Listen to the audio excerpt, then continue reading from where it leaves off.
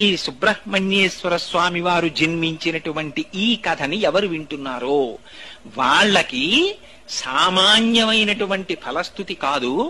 ఇది విన్న వాళ్ళకి ఆయుష్మాన్ పుత్రపౌత్రశ్చ స్కంద సాలోక్యతాం వ్రజేత్ అన్నారు. భక్తిశ్చయ కార్తికేయో కాకుచ్చ భువిమానవ.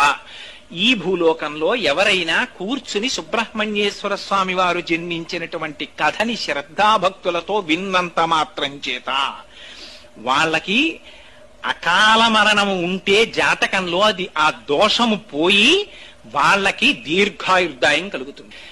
గర్భిణీ స్త్రీలు వింటే దీర్ఘాయుష్మంతుడు, వీర్యవంతుడు, తేజోవంతుడైన కుమారుడు జన్మిస్తాడు.